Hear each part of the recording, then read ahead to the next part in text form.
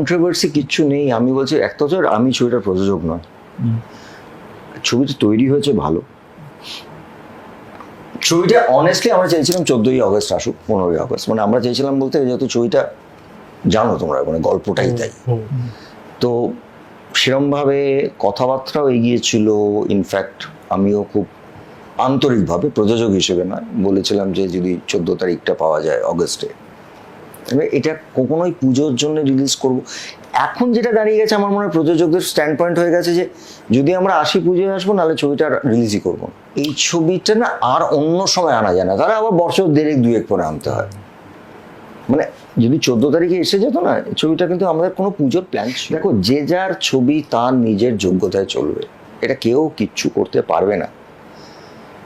কারোর ছবি পৃথিবীতে, আমার মিঠুন দ্বারা খুব দামি কথা বলেছিল, যদি একটা লোক বলে দেয় না ছবি রিলিজের আগে এই ছবিটা এত টাকার ব্যবসা করবে, সে পৃথিবীর সব থেকে বড় লোক হয়ে যাবে।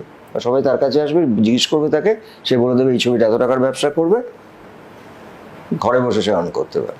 Cinema is the biggest risk in you never know. শোলের সামনে জয় সন্তোষীমাও হিট করেছিল, লোকে ভুলে যায়। তাই জন্য ছবি ইটসেলফ কথা বলে। আমরা ছোট ছবিও দেখেছি বড় হয়ে যেতে, বড় ছবিকেও দেখেছি ছোট হয়ে। তো যখন পঙ্কজের সঙ্গে কথা বললাম, বললো দাদা হোয়াট টু, হ্যাঁ দেখ একটা বাংলা ছবি কম হল দিয়ে রিলিজ করবো। তারপর তো আমি বম্বে চলে গেছি, হঠাৎ দেখলাম অ্যানাউন্স করে দিল ধূমকেতু। এটা তো কেউ জানতো না।